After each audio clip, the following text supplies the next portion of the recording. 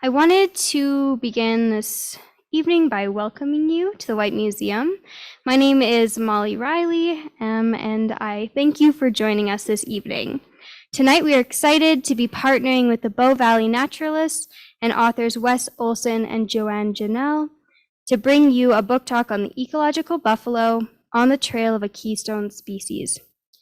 Before we begin, I would like to acknowledge that we live, work, and play on the traditional territories of the Stoney Nakoda Nations, Bearspaw, Wesley, and Chiniki, the Blackfoot Confederacy, Siksika, Kainai, and Piikani, the Tsuut'ina, part of the Dene people, the Tanaka, and the Suwapmuk, the Mountain Cree, and the Métis. We are grateful to be able to draw from the wisdom and guidance of the Indigenous peoples in this area. A few housekeeping notes. Washrooms are located near the front of the visitor services desk when you enter the museum. Wes and Janelle will be doing a book signing this evening, so if that's something you're interested in, you can purchase a book at the front visitor services desk and then bring it in here to that table at the back, and they'll be doing the signing after the presentation. The Whyte Museum has tons of great programming, including the return of our free annual Christmas event this Saturday from 1 to 4. For a full list of our program, you can visit our website at whyte.org/events. I would now like to introduce Karsten Hoyer, member of the Bow Valley Naturalists and friends of Wes, to complete the introductions.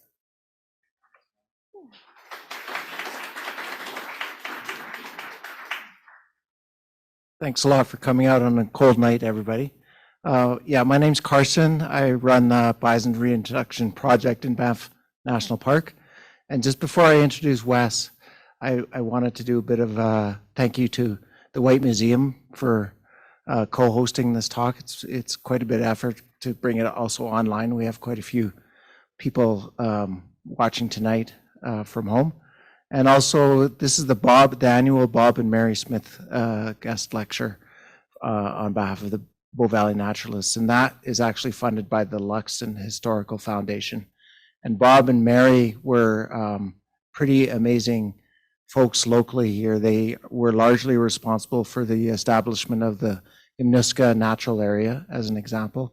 And up to the time of his death, Bob was actually giving natural history talks from the Seniors Lodge in Canmore, and his room was literally half filled with slide carousels as he was giving those talks. So it's in that tradition that we're gathered here tonight. I got assigned to spearhead the reintroduction of bison in Banff starting in 2015. And when I got that job, the first thing I did was call up Wes and Johane. And I did that because Wes's background with bison stems all the way back. He helped set up the bison program in Elk Island National Park and a very modern facility there for dealing with the growing population. Then he went on to Grasslands National Park and assisted very prominently in the 2006 reintroduction of bison there in Saskatchewan. And while he was back in Elk Island, he played significant roles in the transfer of bison for conservation projects stemming everywhere from elsewhere in Canada to Siberia, I believe. And so here we had right in our midst in the Park Service, he wasn't in the Park Service by the time I was working on the bison project here in Banff in 2015, but he had through the Park Service this incredible history in it, and it even stemmed well beyond that. It became a personal passion. I know Wes has told me lots of stories. If I'm ever allowed, we have this whole system in Parks Canada, where you have travel authorities and it's ridiculous, and you have to get permission to go to conferences. And whenever I got permission, Wes would go, "What?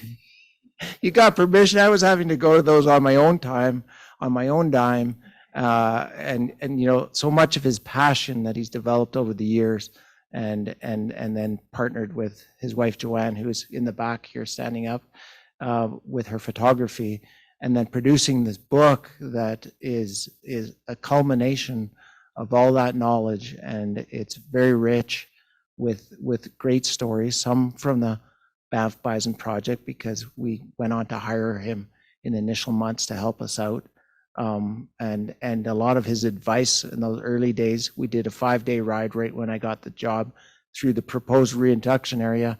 And many of the things that Wes highlighted as being, of concern or opportunities based on the layout of the land were responsible for how we designed a project that has, up to this point, has been very, very successful. And I attribute a lot of that success to Wes and Joanne's knowledge and their incredible generosity and passion in sharing that knowledge. I'm so glad they've gone to the trouble of putting it into book format, and I'm so glad to invite Wes on stage here to share it today, also as a lecture. So please help me in welcoming Wes Olson.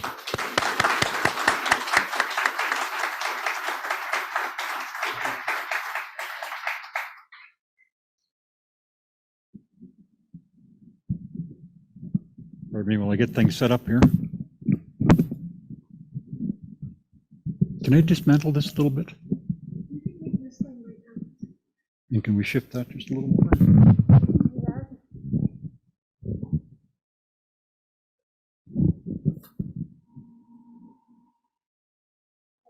Good.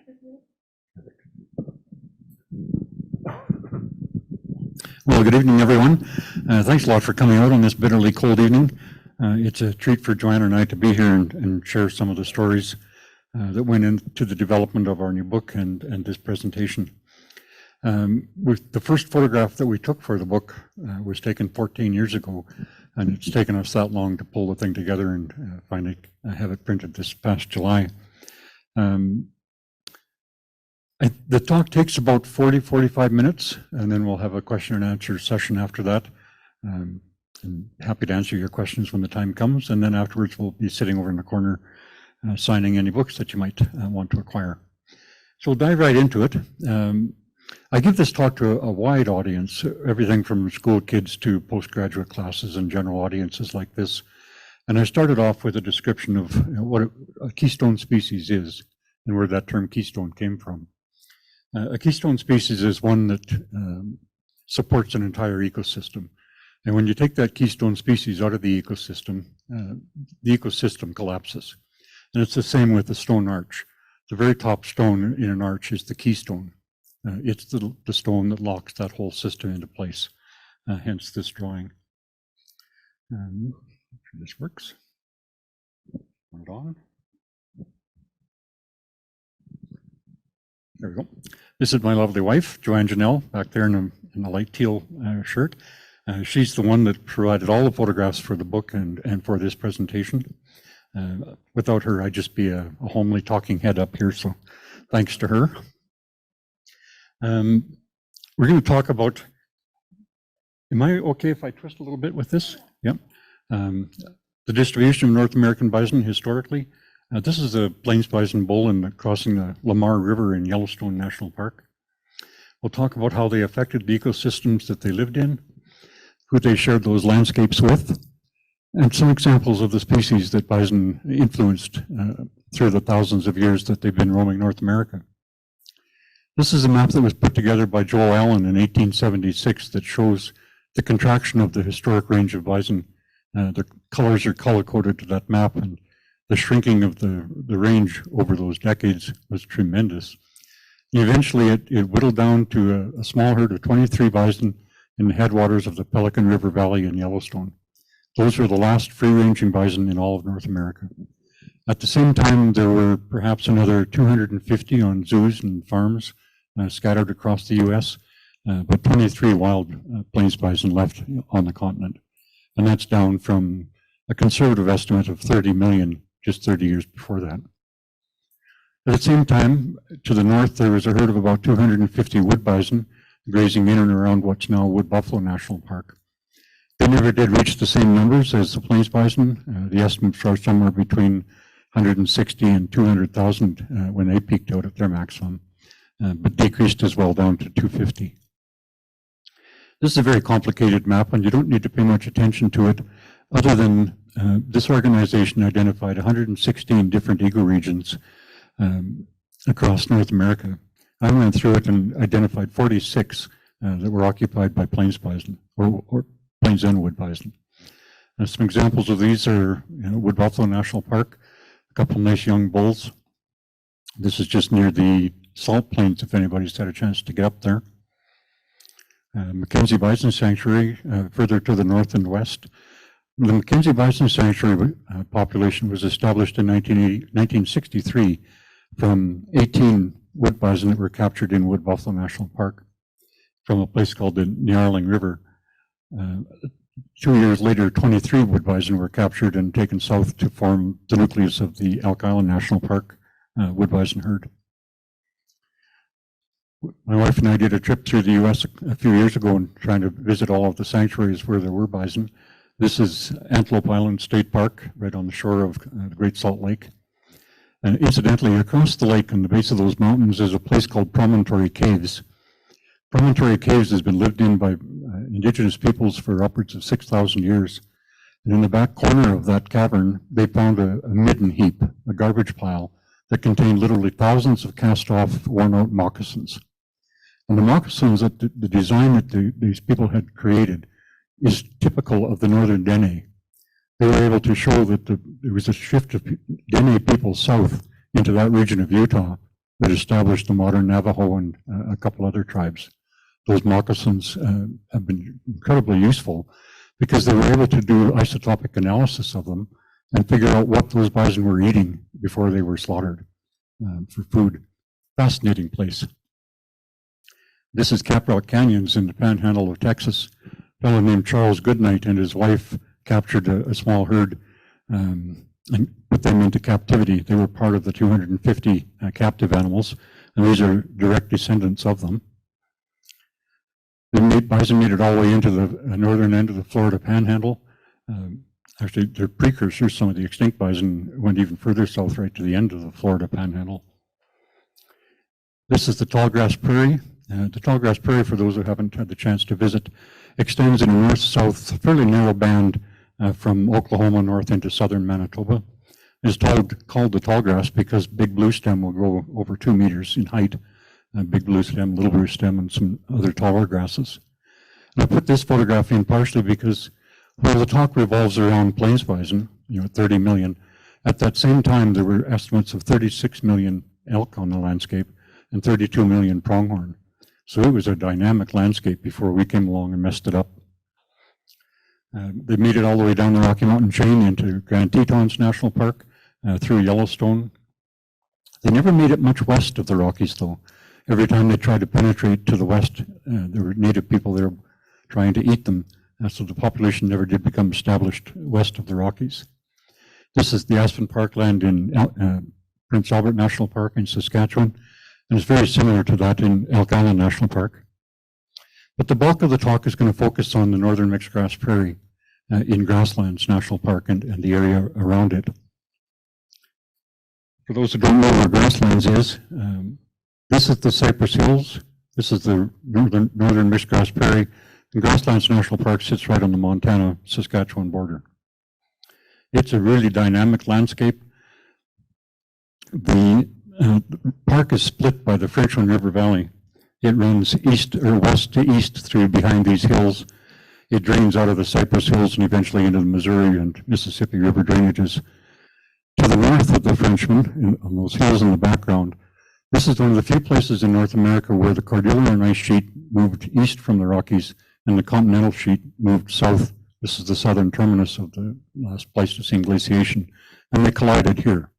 This was the southern end of the ice-free corridor that opened and closed on 3 different occasions and connected southern North America with Beringia. All North American bison evolved from bison that came across Beringia, that landmass that at one time connected Siberia and Alaska. And they came down that ice-free corridor into this very region about 130,000 years ago. So this is a dynamic landscape.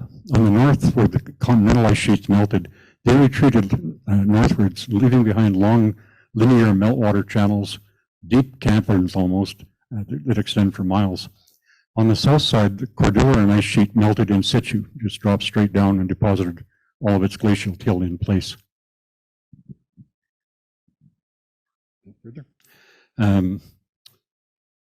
It created an environment that's absolutely perfect for both bison and for people. And the west block, where the bison are, is 75 square miles. And in that 75 square mile of native prairie, they've identified over 12,000 archaeological sites. And that's anything from a spot where somebody sat and flaked an arrow point to the top of this flat top butte where there's over 200 teepee rings up on top of that hill. Incredible diversity of artifacts and long, long history. Some of the teepee rings in the park have been dated to 6,000 years. That's thousands of years older than Stonehenge or the pyramids of Giza. And the ability to walk out there, lay down in a teepee ring that 6,000 years ago somebody sat and had supper and died or had babies, it's really a phenomenal experience.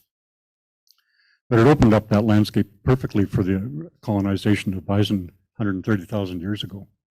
And they impacted the landscape in an incredibly complex series of ways. Here's a pair of brown-headed cowbirds catching a ride on the forehead of this guy. Brown-headed cowbirds are, we'll get more into them later, but they never were a denizen of the northern mixed-grass prairie. They evolved in the Texas, the Gulf Coast states, with the local bison populations that were disconnected from those further north. It was only after the bison were extirpated and the Texas cattle drives started to take place up the Chisholm Trail, trails like that, that the cowbirds were able to move their way north, and now they're endemic across North American bison range. So they affect ecosystems in three different ways. The first is through direct physical disturbance on the landscape. You're having a piddle. The nitrogen that's flushed into that vegetation is incredibly important for grass growth. When Grasslands National Park was first acquired, they purchased the Walt Larson Ranch in 1987. He owned the biggest part of what's now the west block of grasslands. And grasslands, over the next several years, as they acquired ranches, their policy was to immediately remove all cattle from the landscape, take down all the internal fencing and any evidence that ranchers might have lived there, farms and ranch buildings, for example. And they left the landscape vacant of large hoofed mammals like bison or cattle until the park reintroduced bison in 2006. So a 20-year period where there were no big ungulates on that landscape. And that was detrimental to a whole host of species that depended upon, for example, the trail-making behavior of bison and cattle through these snowdrifts that an antelope, for example, can't penetrate. So as a result, antelope abandoned that region and didn't come back until after the bison had begun to punch trails through those deep winter snowdrifts. Bison manure on the landscape is obviously a significant disturbance. This one was used by a robin as a listening post. Those are her droppings speckling it. Wallows are an obvious function of bison on the landscape. It's a major disturbance. Patch grazing, this function of creating those little short grassland patches within a taller grass community, is one of the driving reasons that people are establishing new bison populations. That heterogeneity that forms is critical to grassland health and diversity. Pugging is simply a fancy word for a footprint driven into the clay. But this footprint is one of the reasons why the Canadian government shipped on 4 different shipments 120 wood bison into central Siberia.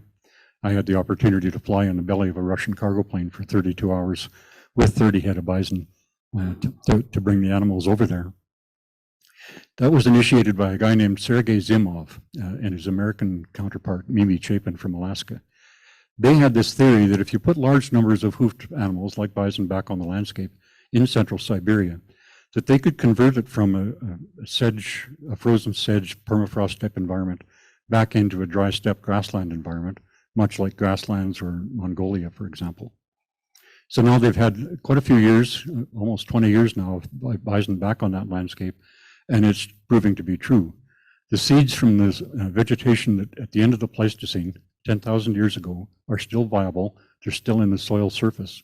And it's this hoof action, the scarification of the topsoil, that's allowing those plants to become germinated and changing slowly over time. Really quite a remarkable thing. This was a neat study done by Campbell et al. They postulated that it was the removal, the extirpation of plains bison across the historic range that allowed the aspen parkland to move south from its historic, much more northern limit. The absence of fire by First Nations, and the absence of grazing by browsing by bison and just their destructive activities on aspen allowed aspen to move not only south but westwards. And that's had a pretty significant impact on, for example, the northern spotted owl on the west coast, because the barred owl, an owl that historically lived in eastern hardwood forests, used the aspen parkland to work its way west, and is now out competing the spotted owl in much of its historic range. So consequences that you don't typically think of. Some of the direct relationships, this is a pretty classic wood bison bull from Wood Buffalo National Park and a wolf. It's the only place in North America where there was never a disconnect between wolf predation and bison. They've existed together there for tens of thousands of years. And of course, wolves are followed by ravens. They know that a wolf's going to create a snack for them. We were in Yellowstone and saw this grizzly boar take down, we didn't take it down, but we saw it immediately after this cow bison. He foraged on her for a bit, buried her, and then along came a sow grizzly with 2 yearling cubs. And between the 3 of them, they cleaned up the rest of that carcass. And of course, when you have a carcass on the landscape, you also have bones on the landscape. And historically, with 30 million bison roaming North America, even with a 3 to 5% annual mortality rate, that's a lot of carcasses that are speckled across the landscape. And they provide an incredible pulse of nutrients into the ecosystem that typically is lacking today. This was a bison bull that had been gored during the rut in Elk Island National Park. Park staff put a trail camera on him, and they counted up to 18 different coyotes visiting that carcass while he was intact. And of course, hundreds of different birds. Incredibly, the biomass is amazing. One of the things that happens with a carcass like this, if flies get to it before the meat is totally scavenged, is that flies arrive en masse in a very short period of time. They all lay their eggs at the same time, and those eggs pupate into larvae that disperse from the carcass at the same time. So you get this massive wave of millions of flies, larvae, migrating away from this carcass and dispersing into the vegetation, where they become food for every insectivore that happens to across that carcass. This is a sexton beetle. He's called a sexton beetle because, like the sexton in a church, he's responsible for burying the dead. They can sense a carcass from a tremendous distance, whether that's a mouse or a bison. They'll quickly arrive at it. And this one's carrying a load of phoretic mites, little wee tiny mites that aren't much bigger than the head of a pin. They can't get from carcass to carcass, so they hitch a ride on the back of these guys. And these will break up a carcass into little pieces, bury it, they lay their eggs in it, and then the phoretic mites do the same thing, hop back on and fly to the next carcass. Some of the indirect relationships, facilitative grazing is one of the most important. It simply means that bison create an ecosystem through their grazing that facilitates the grazing for other herbivores. Species like the white-tailed deer, the Nuttall's cottontail or mountain cottontail, the mule deer, pronghorns, of course, black-tailed prairie dogs. Can I just have a show of hands, who has seen a black-tailed prairie dog colony? 1, 2, 3, 4, 4 or 5. If you have the chance, go to Grasslands National Park. It's the only place in Canada where you can see them, with the exception of a small colony that's just east of Edmonton on what used to be Al Owings Game Farm. He transplanted a colony there back in the 60s, I think, and they're still thriving there. Pardon me, I'm just at the lingering end of a cold. And white-tailed jackrabbits. Jackrabbits are really common in grasslands, and they're a treat to see. Some of the broader food web relationships, there's been a survey done where they've identified 77 different species of grasshoppers in the park. And that's probably 15 years old now, so there's likely more have been identified. And they're an incredibly important food source for everything from coyotes to, well, virtually everything that eats out there. They provide up to a quarter of the protein that a coyote gets in its annual diet just through grasshoppers. Microtines, this is a western jumping mouse. Of course, will eat on seeds, but also on grasshoppers, as do the swift fox, red fox, and coyotes. The park introduced swift fox on a couple different occasions during the 1980s and early 1990s, after the park had been without grazers for quite a long time. And swift fox don't like tall grass, they have to have short grass. So they quickly abandoned the park and moved onto adjacent community pastures where the cattle were grazing. And they've set up shop and are doing quite well there. This is a squirrel nest in the Yukon. A big old wood bison bull had died during the winter, and this squirrel found it and scavenged bison hair from it to make its nest. I think I've got another slide coming up. There's actually 5 squirrel nests in a big circle around that carcass. They made their nests from it, and when the female gives birth in there, her babies have a higher chance of survival, and more squirrel babies on the landscape provides more food for goshawks and everything else that likes to eat squirrel. And this is a footprint, a bison footprint again, driven deep into the clay. And a horned lark had found a bunch of hair on the landscape. She wove her nest entirely out of shed bison hair, laid 3 of her eggs in there, and then along came a brown-headed cowbird and parasitized it with 2 of her eggs, and then abandoned it to the care of the host bird. So complete ecosystem all in that one footprint. And we'll get into bison hair in a lot more detail coming up. But all of these interrelationships are because of the presence of bison on that landscape. This is a pretty typical scene in Grasslands National Park now. We brought 71 bison there in the winter of 2005, 2006.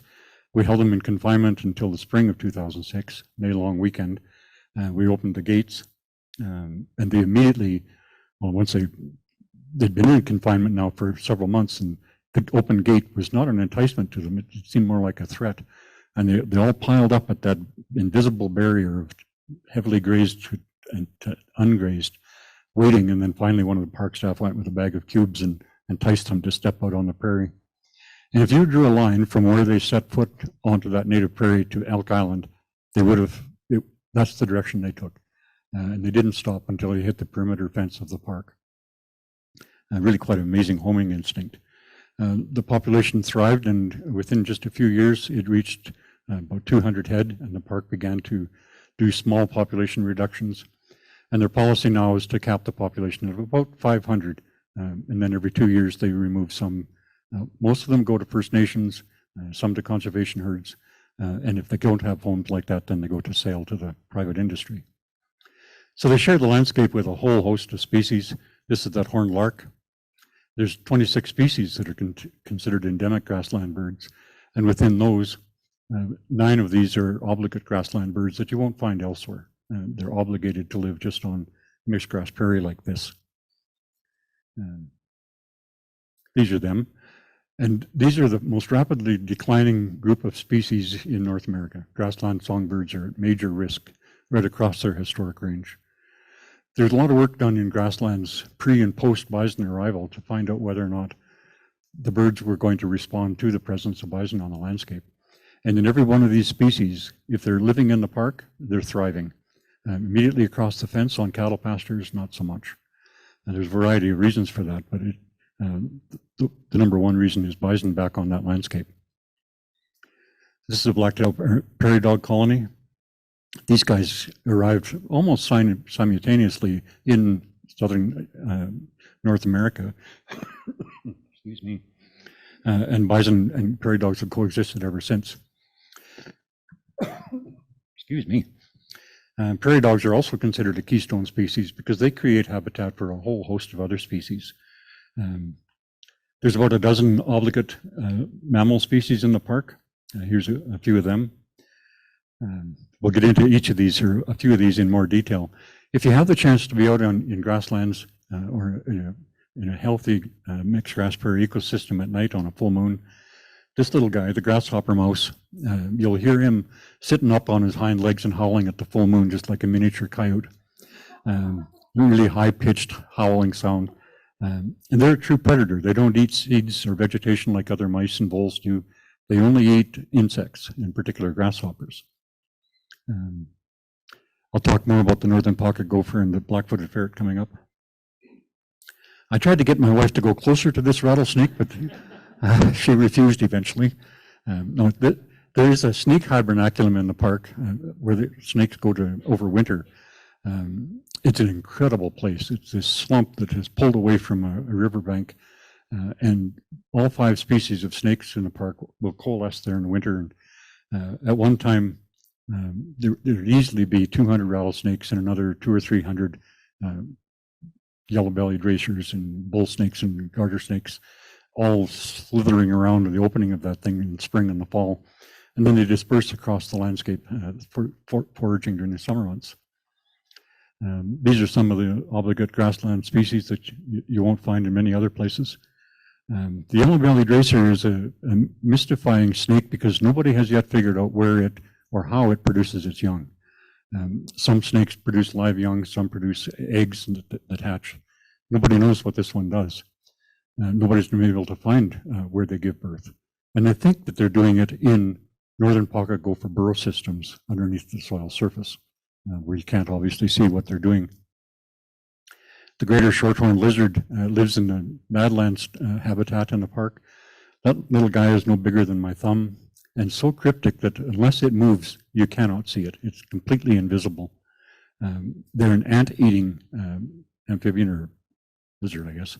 And it's been shown that where there are lots of bison on the landscape, the dung that they produce is food for ants. Queens will establish a new colony on it. And they're seeing the potential now for these guys to increase their distribution where the bison have begun to colonize it. And we'll get into the toads in a bit more detail. So how do they do all this magical stuff? Who do they influence? It starts with bison grazing, like this one. There's a pair of brown-headed cowbirds foraging for insects that are disturbed by this young bull. There's a very remarkably similar photograph taken by a photographer in Antelope Island State Park, but he managed to capture these brown-headed cowbirds flying up when the bison lifted his head. Bison have copious quantities of mucus dripping out of their nose, and these birds would fly up there and drink that, hover in place, slurping up this magical slushy. It's a remarkable adaptation because Antelope Island is a very, very dry desert landscape. The only water there really is what's provided by dugouts and man-made structures. So for a bird to find moisture, it's really difficult. But these guys through the millennia have learned that that stuff tastes pretty good.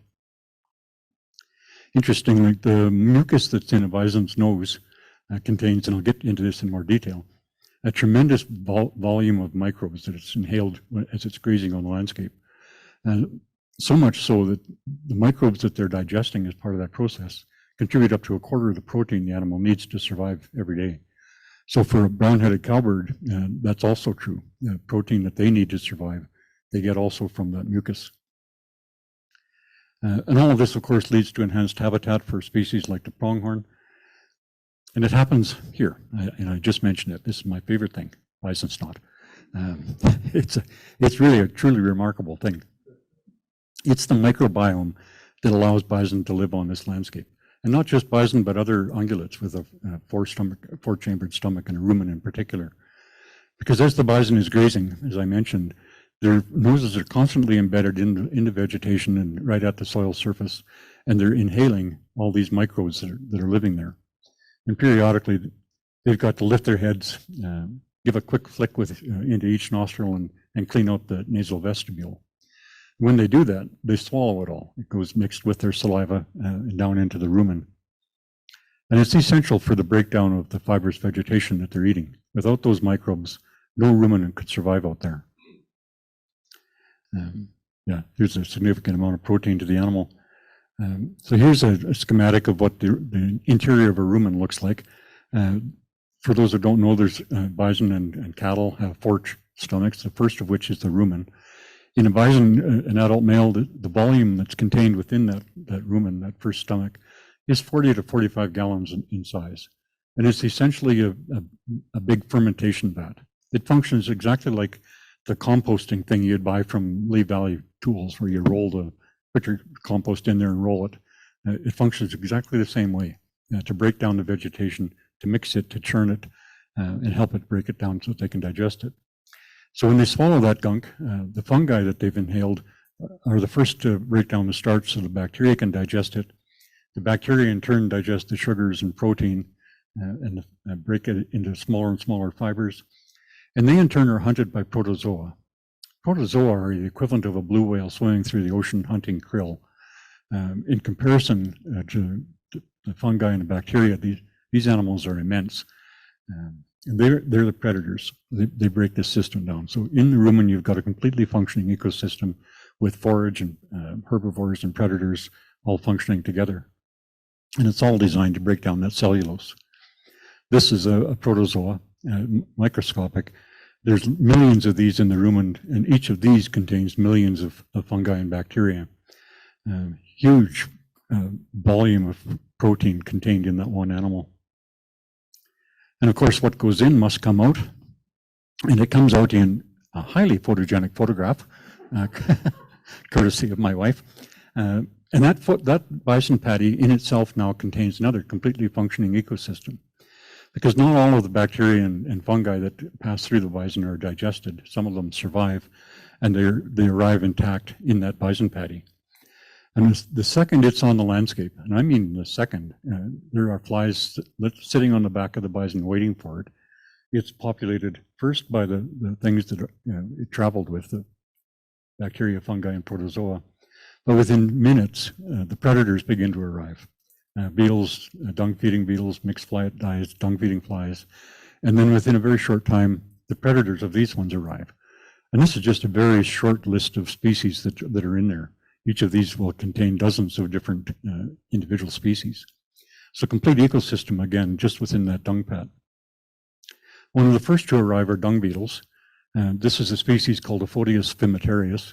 It's a European import. It arrived with a shipload of cattle from the UK to Boston Harbor in 1896. How they tracked that down, I don't know.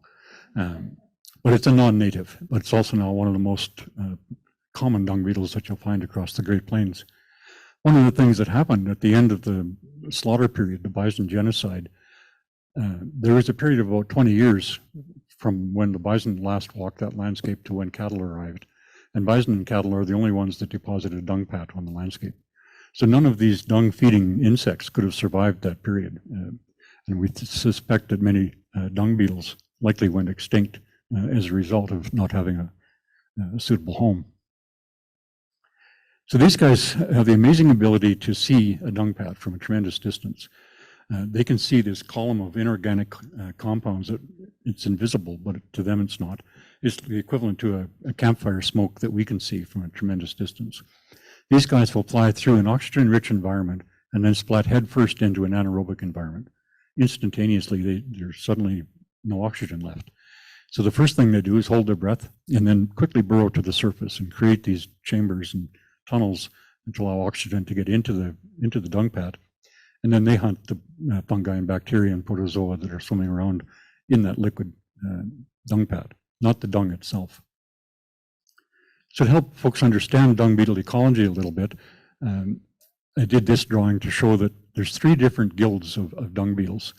The one we're always familiar with are the rollers, the classic African dung beetle that's rolling a little ball of elephant dung. In this case, these guys will arrive at the dung, they'll take a little brood ball piece out of it and then roll it across the landscape, lay one egg in it, and then go back and get another one and go back and forth, doing that repeatedly. Canthon pilularis is the one that I've got a photograph coming up. It's a fairly large dung beetle, maybe a centimeter in length. And then there's the dwellers, which is that little red guy, the Aphodius. The females will land in the dung pat, create a chamber, and then within that chamber, roll up little balls, and each one of those balls lay an egg. And that brood ball then serves as food for the dung as they mature. And they'll create chambers like that throughout the dung pat. And then along come the burriers. And these are the ones that are critically important to grassland health, historically and even today. And there's 2 guilds of burying dung beetles, the fast burying and the slow burying. And again, the female will create a chamber and then dig a deep tunnel system down deep into the soil, upwards of 1 meter to 1.5 meters, depending on soil type. And thank you.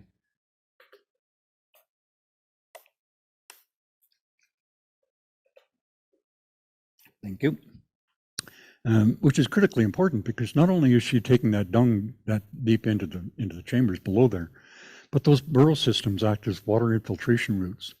So she's providing nutrients to the base of those grassland roots and moisture at the same time. The slow burrowing ones do the same thing, but they have a different ecology, a different tunneling system.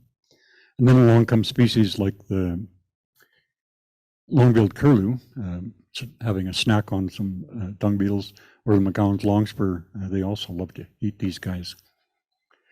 If you're out again on a full moon night on the prairies, dung beetles are the only insect on the planet that use celestial navigation in their reproductive cycle.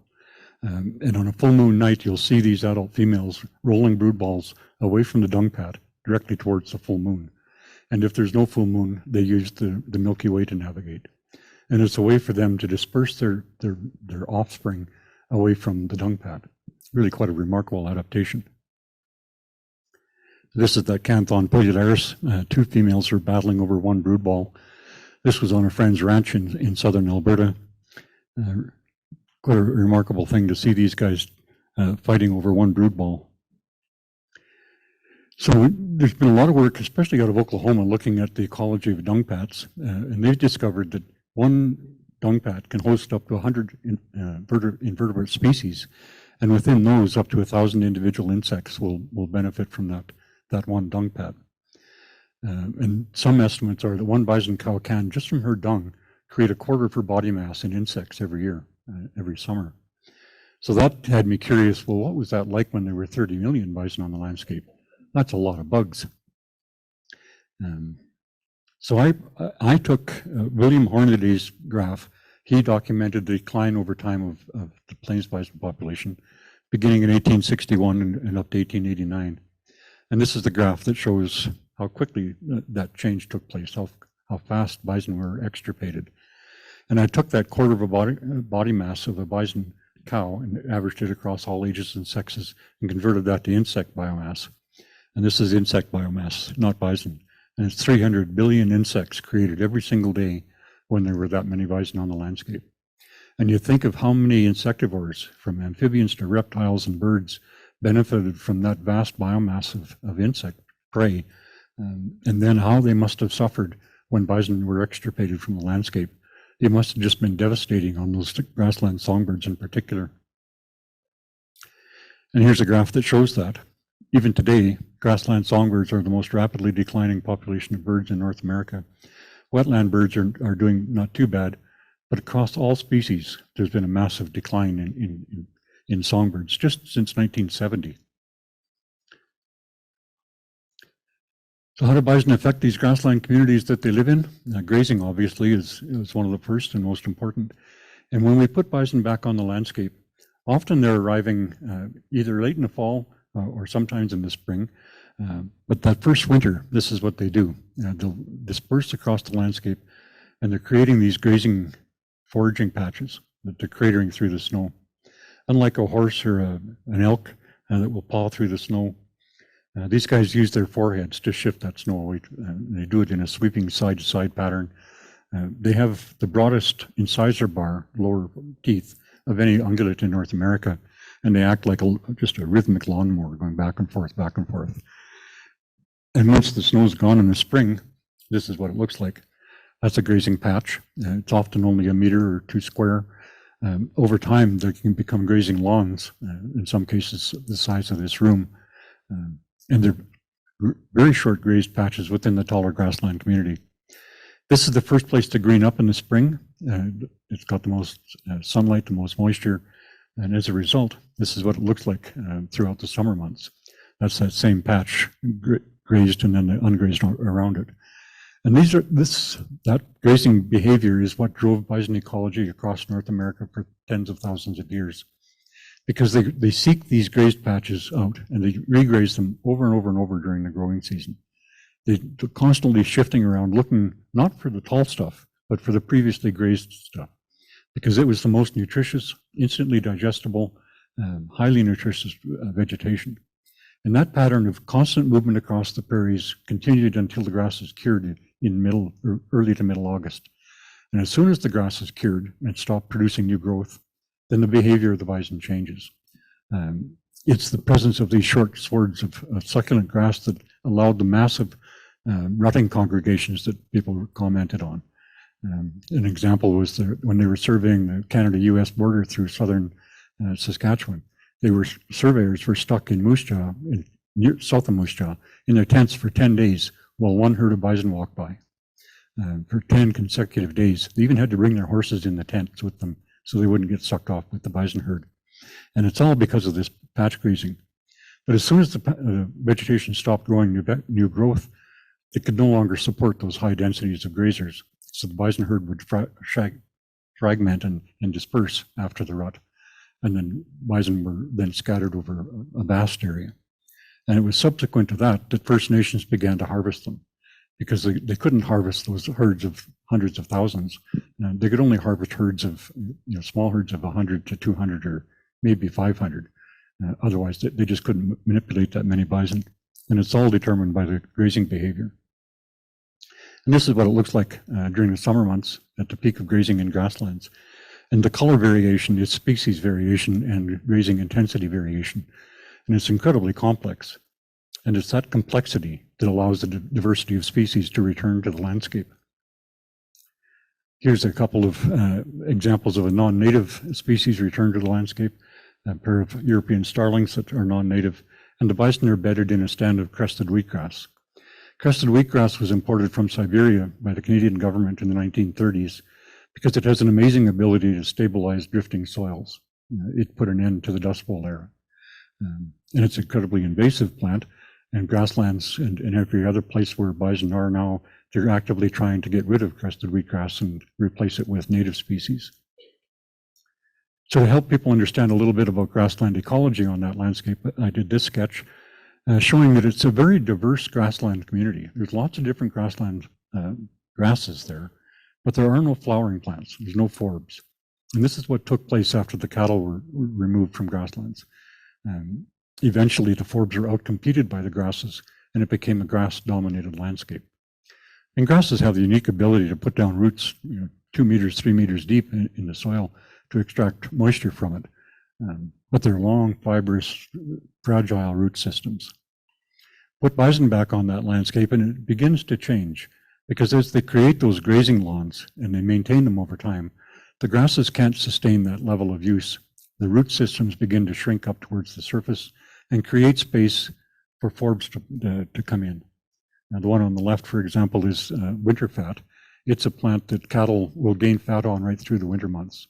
Most plants down here will have a crude protein level of 5 to 10% at the most. The winter fat carries a 22% crude protein right through the winter. So highly nutritious for everything that's out there. And it has a taproot, unlike the grasses.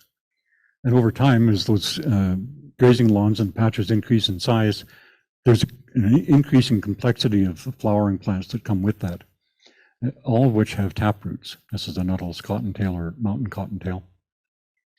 And eventually you end up with an incredibly complex ecosystem, rich with small mammal life and birds and insects, flowering plants, grasses. The whole system is functioning the way it should. And this is the way Grasslands National Park is now. And that's all critically important for this guy, the northern pocket gopher. And a lot of people think of them as moles and consider them to be a major pest in agricultural lands. I have a rancher friend who she makes almost $1,000 a year selling pocket gopher tails to the government. And there's a bounty on them of a nickel a tail. But they create these incredibly complex subterranean root system, or tunnel systems. It looks like that on the surface. And there's been a lot of work looking at who benefits from having those burrow systems. This is just a tiny list. There are literally dozens and dozens of species that benefit from having that underground burrow system. And that leads to this guy, rattlesnakes. This is a really fascinating study that was done in the dry desert states of Southern California, New Mexico, Arizona. The researchers went to museums and looking for intact snakes that people had pickled for their collections.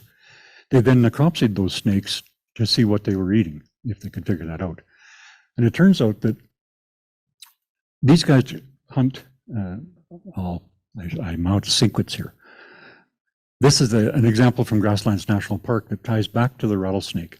Here's a bison cow that's grazing, and she's ingesting seeds as she does that. We put radio collars on bison cows there, and on average, they'd walk upwards of 10 kilometers a day in their random movements across the landscape. They'd end up, 8, 10, 15 kilometers away from where they grazed that morning. They'll lay down, ruminate, chew their cud, get up and deposit a nice dung pad on the landscape. And along come the dung beetles then, they break that dung pad apart, and those brood balls all contain seeds that cow has passed. Those seeds then are transported away from the dung pad, buried in the soil. Some of those seeds will germinate and produce new grass species. Here, for example, this is an orange kangaroo rat and Indian rice grass, two species that benefit from having snakes on the landscape. Because it turns out that when a snake is traveling across that landscape, they're consuming 12 to 20 pocket mice or orange kangaroo rats. And these guys have fur-lined cheek pouches, and their sole purpose in life is to go out across the prairie and harvest seeds, pack their cheek pouches full of seeds, and take it back to a central foraging cache where they'll forage on it through the winter months. So as the snake's moving across the prairie, he's intercepting these guys as they're going back to their food cache. Not only is he ingesting that mouse or pocket mouse, but he's swallowing the seeds that are contained in it as well. And snakes lack the enzymes that allow them to digest vegetative matter. So as the mouse travels through the digestive system and into the colon of the snake, those seeds are germinating in the colon. So as the snake is crawling his way across the prairie, he's pooping out this little trail of fully germinated seeds, a wide variety of plants in a perfect growing medium, miles and miles away from where that seed was originally captured. Really quite remarkable. And then along come species like pronghorns who eat that plant that grew up 20 kilometers away from the parent plant, and everybody benefits. The introduction of shed bison hair to the landscape is of critical importance to a whole host of species. It's the second warmest fiber in North America, next only to the kiviot of the musk oxen, and it snags on everything as they're shedding in the spring. This is a nest from Prince Albert National Park, a chickadee nest. She's used the dense underfur from a bison to line the bottom of it, and then longer guard hairs on top of it. A lot of work out of Oklahoma has shown in the tallgrass prairie that the ability of a bird to line its nest with shed bison hair increases the survivability of her eggs and offspring by up to 60%, because the smell of the bison hair is quite strong, and it provides olfactory masking for passing noses of raccoons or animals that like to eat eggs or chicks. This is a short list of species that they identified as using bison hair. Johane was out probably in June, I think, in a region of grasslands that the bison had only just recently occupied. And in particular, it was the place where the bulls went to winter. And one bull had created a bison wallow and thrashed and rolled and left behind a bunch of hair. And this Richardson ground squirrel discovered it. She hadn't encountered bison hair, certainly in her lifetime. There hadn't been a bison on that landscape for 140 years, but she instinctively knew the value of that fiber to the survival of her pups in the den. And she made dozens of trips back and forth, bringing that fiber into her natal den. And you can see from the previous slide that she's nursing. She was at a major risk in doing that. The landscape is rife with hawks. There's ferruginous hawks and redtails, and a wide variety of aerial predators, coyotes, all of which would love to munch on her in that space between the wallow and her natal den, but the risk was worth it to her. And this is that study in the Yukon by Tom Young and his colleagues, where they found those 5 nests surrounding that wood bison carcass. And if you've got lots of red squirrel babies on the landscape, then you've got lots of food for goshawks and everything that likes to eat a squirrel. Bison wallows are one of our favorite places to visit. Every place that we go to, we seek them out to see who is there before us. This is the guest book of Prairie Society. It's where everybody goes and leaves their signatures. So we go there and we try to figure out who is there before us, leave our signatures and wander off again. In behind here, all of these little lighter colored patches, those are all ancient bison wallows. And there are literally tens of thousands of them speckling that landscape. Their wallows are 2 meters across in a circular and maybe 30 centimeters deep, a foot deep. And there are literally tens of thousands of them. They don't hold water because of the vegetation that's in them. And the vegetation is different than it is outside the wallow. So that whole complex creates a unique and constantly evolving vegetation mix. This is from Prince Albert National Park, and black bear and a wolf in the same one, coyotes, lots of insects and birds use bison wallows. We were watching one time on a hot, dusty day, we saw this white-tailed jackrabbit springing his way across the prairie, and he saw out of the corner of his eye a dusty wallow, and almost in mid-bounce, diverted himself into it and thrashed and rolled, and big dust billows coming up as a way to rid his skin from insects, probably, from biting insects. So this is one of the really fascinating things for me about wallow ecology. As I mentioned, the ones in the background, the vegetated ones, don't hold water, but the ones that have been excavated and have soil in them do hold water, and they're ephemeral wetlands that form in the spring with snow melt or with rain. And that's very important for these guys. The spade-footed toad, Great Plains toad, but the spade-footed toad in particular. They have the fastest metamorphosis of any amphibian in North America. They'll hop into that little puddle of water, lay their eggs, in 10 days out hops a fully morphed adult. It's really quite remarkable. So this is the spade-footed toad tadpole. And when they hatch, their eyes are sideways facing, just like every herbivore, every prey species out there. They've got to have that 360 view to look for predators coming. But as that little puddle of water shrinks in depth and becomes warmer, their skull morphology changes, and they develop forward-facing eyes, just like the adults. And they switch from being a herbivore, eating that little pond scum, to hunting other insects and tadpoles, smaller tadpoles. And that flush of energy and nutrients very quickly causes them to morph into an adult, and off they go. With the extirpation of plains bison, none of those wallows held water anymore. So it was devastating to amphibians like these. I was out one cold, wet, really nasty spring day, on and off sleet and rain and snow and a howling nasty wind. And I saw these two pronghorns. So I stopped and watched them for a minute, and then realized that the one in behind had just given birth to twins. So I sat and I watched them for a little bit, and it took about 20 minutes for those little gaffers to get to their feet, stumble around, fall down a couple times, and then she took them around the shoulder of a hill and out of sight from me. So I walked over to where she had just given birth half an hour before, and avoiding the amniotic fluid and placenta, I laid down next to where she'd just given birth, and there wasn't a breath of wind. It was absolutely calm in that little depression. And she knew that. She'd probably done this every year that she's given birth out there. Bison and prairie dogs, as I said earlier, have a complex and very long relationship. These guys are also keystone species. Here's a couple of young ones. Yeah, you've got to go down there if you ever get the chance. Grasslands is a truly magnificent, fascinating place.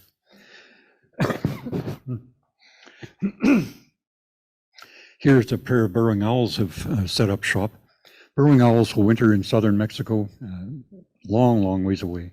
The male comes back north first. He'll fly into a prairie dog burrow system like this, search out and find an empty nesting chamber or burrow system, and then he'll fly out across the prairie and actually bring back bison dung to line the outside of that burrow system. It's called decorating. And from the air, he's making it visible to the later arriving females, saying, hey, I'm a good provider, come shack up with me for the summer. So the female, the bigger of the two, will then say, oh, yeah, you might be all right to live with. She'll go down into the burrow system and begin nesting. His work's not done, though. He goes back out on the prairie and continuously brings back bison dung, just the right moisture, because it still has to attract insects. He'll break it up around the top of the den, and then down in the full length of the burrow system to the nesting chamber.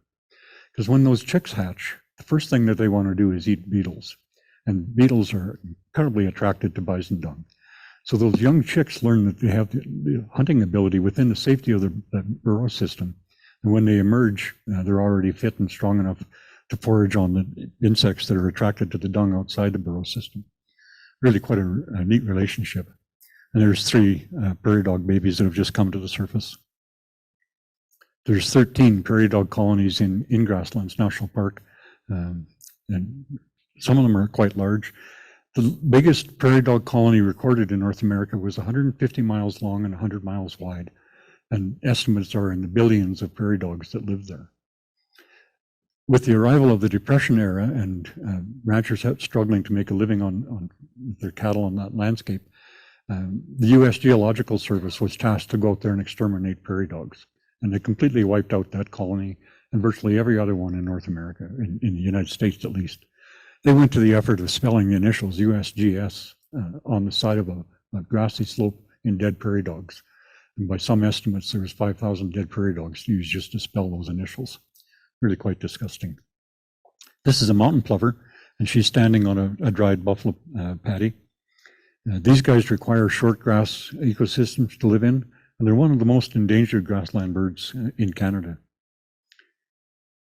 They're obligates, and this is what their nest looks like. If they don't flush out from underneath your feet, you'd never see this. That's a crumbled up bison paddy where she's laid 3 eggs in it. Bison paddies and cow paddies you'd think would be synonymous. They're similar in consistency and moisture and all that, but they're not really. Bison eat 30% less than a beef animal does, and what they eat stays in their digestive system 30% longer. So what comes out the other end is quite a lot drier and denser than a cow paddy. If you look at the back end of any cow on grass in the summer, the back end is splattered with manure, liquidy, diarrhea type splatters. You'll never see that on a bison unless it's sick for some reason. So what comes out on the grassland is usually a very thin, very amorphous type dung pat. It's not the dense, dry pat that these guys need. So sage grouse and sharp-tailed grouse both require short grass ecosystems to do their spring lecking behavior.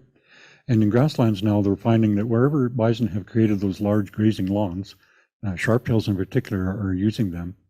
Grasslands only has 13 adult sage grouse in the entire park. It's a population that's gone from over 200 breeding males down to I think 6 currently, as a result of climate change perhaps, but mostly agricultural practices. In grasslands now, we're finding that wherever those grazing lawns are being used by bison and by sage grouse, the sage grouse are beginning to recover as a result. Prairie dog predators, this is the classic one. These guys are just fascinating. Oh, I'll go back. Grasslands introduced the ferret to the park in, I want to say, the early 2000s. I thought I had a slide after this one that listed the stats, but this species was declared extinct in the 1960s. Nobody had seen one for generations. This is a really neat observation that we saw countless times. 3 different pairs of coyotes and badgers hunting cooperatively together. 2 apex predators on that landscape that should be fighting each other are thriving through cooperation. And they do it because of the way the prairie dogs construct their burrow systems. There's 2 types of mounds that prairie dogs create: a domed mound, which is fairly shallow on top, and then a rimmed mound that looks like a miniature volcano. There's an example. Oops, back up.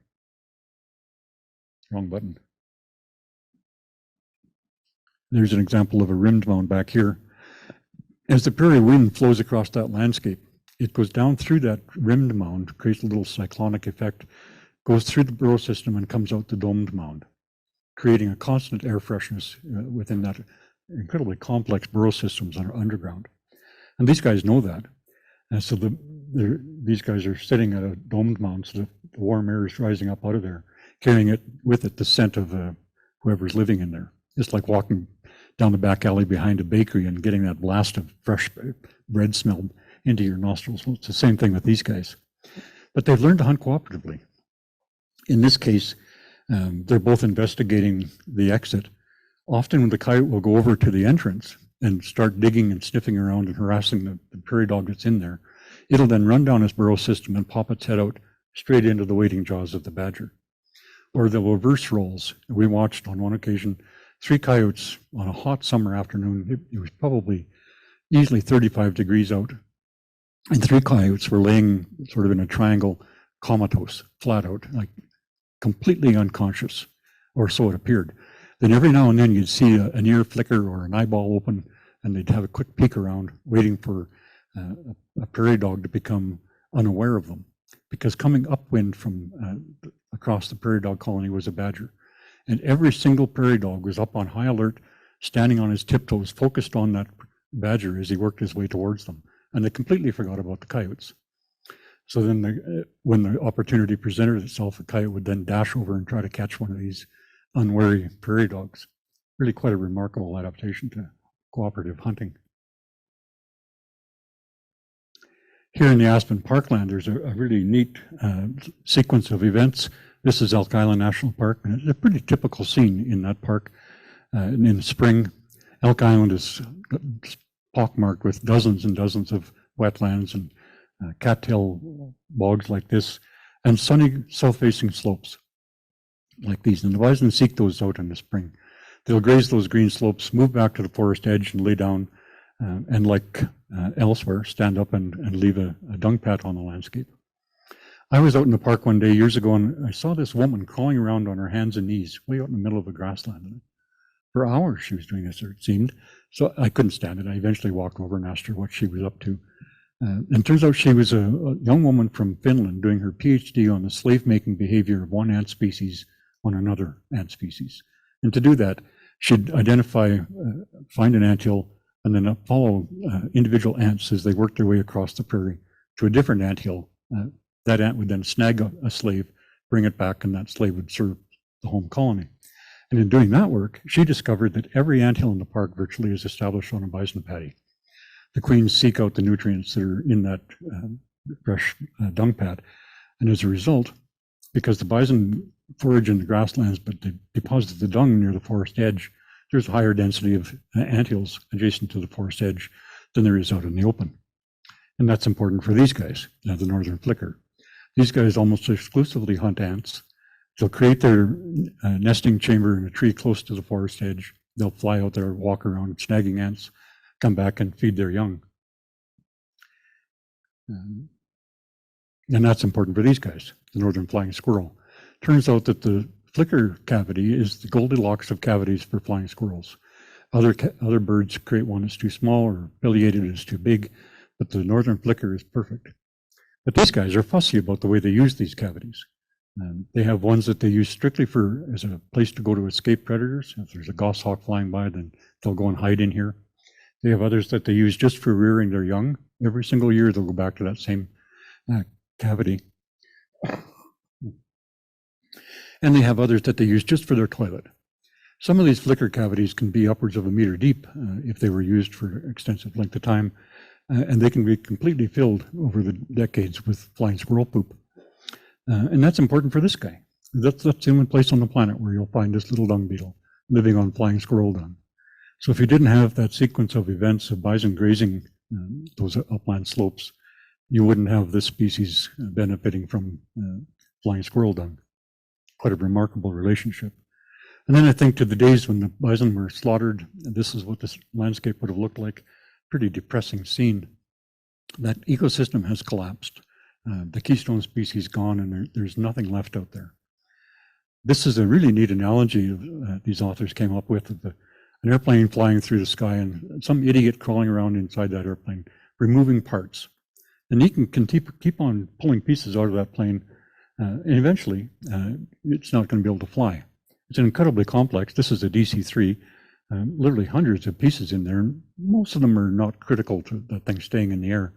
But eventually you remove enough of them and it crashes, and you end up with a scene like this. Airplanes crash either because a critical component has been removed or because they've been overloaded with too much stuff. That's the case with this plane, it's locally known as Miss Piggy. She was overloaded trying to take off at Churchill Airport and landed on the landscape like this. The same thing happens with ecosystems. You can remove all those parts and eventually you'll find that keystone bit and the ecosystem will collapse. Or like we tend to do with our ecosystems, overload them and cause it to collapse that way. So when you put that critical component in, Miss Piggy will probably never fly again.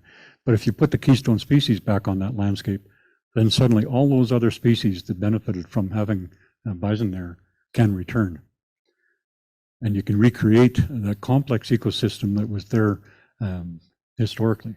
So when you think back to this map on the 46 different ecosystems that bison occupied, and we only talked about that one little wee tiny patch of ground here, it must have been astounding, the relationships that bison shared with the species that they lived with across that landscape. And when I give this talk to bison producers, for example, I frequently get asked the question, well, hey, I'm just a small bison rancher. I've got 25 bison. Can I actually contribute to ecosystem conservation and bison conservation? And I invariably say yes, absolutely no problem. Because if you envision songbirds in South America working its way up the flyways to nest up here somewhere, they need to have the ability to find stopover places, places where they can land and refuel and gain back the energy that they've expended. And every one of those little bison producers across North America is now serving as a stopover point for those long distance migratory birds. So bison can definitely increase survivability of a whole host of species. So I think I don't know how my time is doing, but I'll wrap it up there. And if there's anybody has any questions, I'd be happy to entertain a few.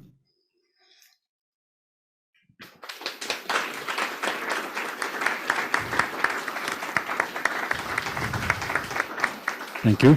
And I know lots of folks have to probably drive home, so we'll keep the question and answer session fairly short, but I saw a hand in the back there.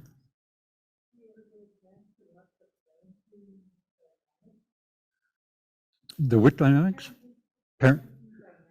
Of the bison themselves? Oh, yes. My wife and I had our own ranch for many years, and we raised babies for other people to buy. So we watched everything from breeding to calving and everything in between. And bison mothers are incredible mothers. They'll do everything they can to help that calf survive.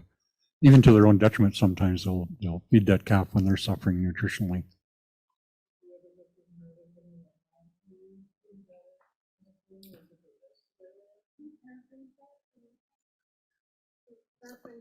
Oh, sorry, yes. Did I get to watch some of the dynamics?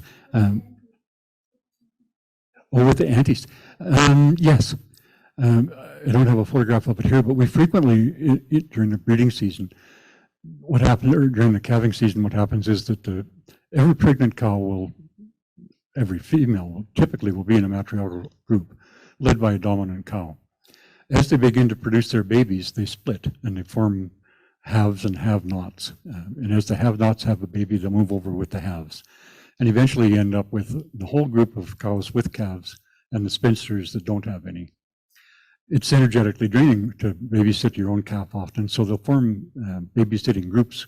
Those older spinsters will come over and they'll babysit up to a dozen different bison calves while the mouths go off and graze. Bison calves inherit the dominance of their mothers, not their fathers. If it's a dominant cow, her calf will be a dominant cow through her life.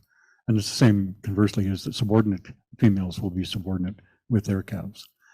When you get this matriarchal functioning happening where there's a lead cow, her female offsprings, and often some younger 3-year-old bulls, and that group stays together as a cohesive group right through until the breeding season when everybody gets together for mad free-for-all.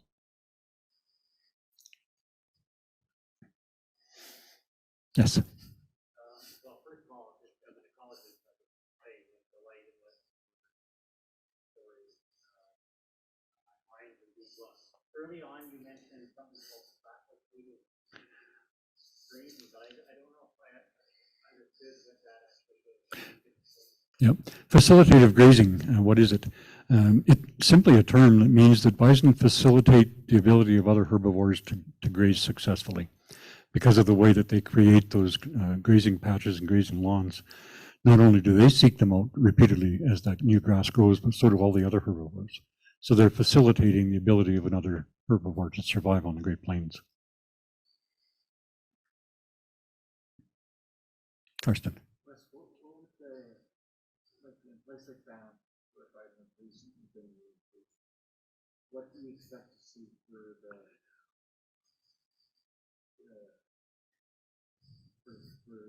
dung beetle? You don't think they actually. Do we know about the dispersal and how quickly arrive? How do dung beetles arrive and will they arrive in Banff? I can't answer the second part of that, but I was involved in a bison project where we put bison on reclaimed lands in the middle of the tar sands on Syncrude property. As they depleted the tar sands, they would take topsoil that they'd stored, put it back over top and turn it into grass. And back 30 years ago, we established a bison herd, a wood bison herd on that reclaimed lands, and they've been grazing it ever since. And every time the mine rehabilitates a new patch, they fence another part and the bison are allowed to graze it. The nearest cow is over 200 miles away from that bison herd. And yet now there are dung beetles grazing, foraging on bison dung there. They've never hauled in anything that when they put bison on the landscape, if they come to Elk Island and get new wood bison, they take them there in a horse trailer and they kick them out. But we make a big effort to make sure that horse trailer is cleaned before bison set foot in it. And then off they go. And when they land on that landscape, they're landing on a landscape that theoretically doesn't have any dung beetles on it. But now there's a thriving dung beetle population there, 200 miles away from the nearest possible source. I have no idea how they got there. We've been trying to figure that out, and it's completely stumped us. So it's not unforeseen that there will be dung beetles colonizing the bison dung here in Banff. It just takes time. Yes.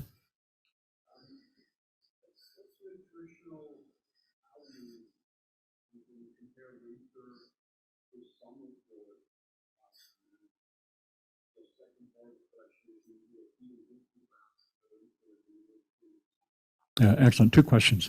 What's the typical diet of a bison in the summer versus the winter, and are there different plants that they forage on? Bison are grass eaters. That's by far their preference. Even here in Banff, they'll be up on the slopes grazing grasses during the summer months. But once winter hits, especially if there's a lot of snow or wind, in Grasslands National Park, we get some tremendous winds that just pack down a dense layer of snow, making it impossible for herbivores to get through it. So they switch. Historically, a lot of the early accounts said that bison would move out of the Great Plains and into the forested valleys and rivers and into the mountains to spend the winter, to get away from the adverse weather. Well, they weren't doing that. They were moving off of those upland grasslands into areas that had sedges, carex, for example. Sedges are a triangular stemmed grass pretender. They're very stiff stemmed. And when there's a decent snowfall, the snowfall is held up in a soft loft. It's very light and fluffy snow in a sedge meadow. And that creates an environment where the ground is insulated perfectly. And sedges produce new green growth right through the winter months because the soil is just barely above freezing. And that's what the bison were seeking, were those fresh green shoots at the bottom of a sedge plant. And that takes place wherever bison are. It's particularly true in the north, but also across the plains. So grasses in the summer, sedges in the winter, or whatever they could find in the winter. If there were windswept open slopes, they'd thrive there as well. Did that answer your question? Yeah. Well, I think, there's one question over here.